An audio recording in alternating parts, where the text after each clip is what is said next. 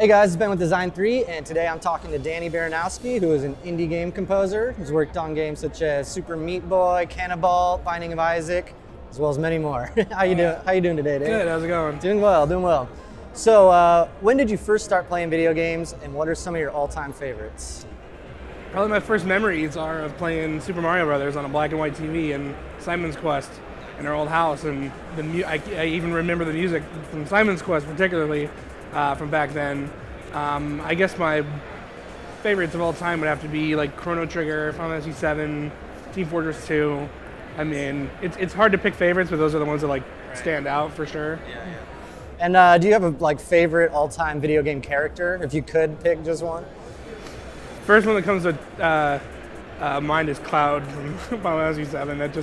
That Final Fantasy 7 was like my most anticipated game ever, and it was just like one of those life-changing. That was one of those experiences that just that was when games just went to a new level, like a new tier of what they were capable of, and it just, everyone has like weird nostalgic reasons for why certain games are better than others. So, but yeah, that was a big one.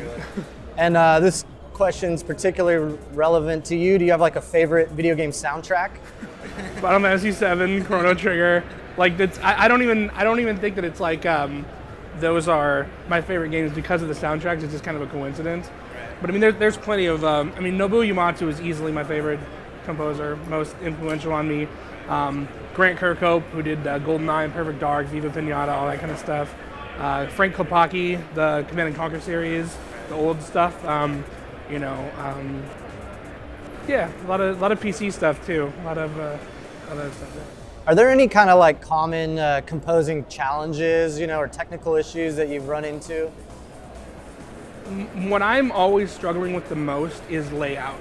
Is now, after years and years and years, I finally have, I think I'm closing in on like a perfect, comfortable situation, and that's 3 30-inch monitors, which seems crazy excessive and like unnecessary, but I'm very claustrophobic when it comes to like composing on a screen. Like if I have to move windows and stuff around, I just get really anxious, I guess. So now with the 30-inch monitors, I have 7680 by 1600 to work with, and I basically have it so it's like mixer stuff and sound units, wide arrangement and like part arrangement. So it's just like if I don't have to move anything, like that's perfect, and it frees me up, and because a lot of times I'll have an idea in my head or something, or I'll be doing something, and then if I have to resize windows and stuff, it's gone. Right. And it's not necessary, but it's just workflow is definitely the most challenging thing. Yeah. So what advice would you give to people who want to get started making music for video games themselves? Like if they're new to it.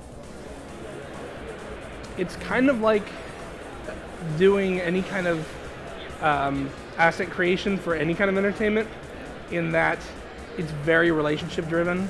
It has a lot to do with what you can do. It really does, but it has a lot also to do with who you know. And like this all happened for me because of both. Like I found Adam, and I was lucky enough to be in a situation where I could do music for Gravity Hook, and it started everything. But I was ready for it. You have to be ready for it. You have to be, because I did music for indie films for 7 years before I did a game soundtrack. And over those 7 years, I maybe made $2,000, like nothing. Like if there's a way to make a living off of indie film music, I didn't find it. Right? I'm not saying it's not there, but and back in the day, I would ask people. I knew people who were successful in doing things in the industry, and I would say, how do you do this? How do you get in there? All that kind of stuff. And I always felt like they were dodging the question. I'm like, why don't you just tell me how you did this so I can do it? And now that I'm here, I don't know how I got here. Like it's everyone literally does it differently, and you can pursue the more mainstream. I'm gonna go work as a sound effects guy at Ubisoft or something. You can pursue that. You can pursue the indie thing. It sounds like the shittiest advice out there, but it's just keep doing it, get better, don't be an asshole. Like you got to talk to people, you got to be sociable, because especially in the indie space, you could be the best musician in the world, but if you don't get along with the developer and you can't communicate with them, it doesn't matter. Right. So, Well, and that developer is going to tell other developers, not to work with you. So I've seen it happen. I've seen people get ruined before they even knew it.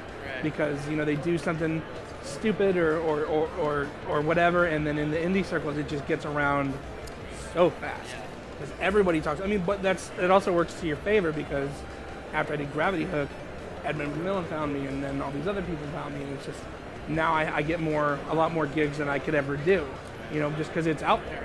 It's working for me. I don't have to look for gigs anymore, which is kind of where you want to be. So. Yeah, that's great advice. Brings me to the last question. If you had to choose just one word to sum up, video game music, composition, design, what would that one word be? Saucy. I love it. Thanks a lot, Danny. Thank you. I appreciate it.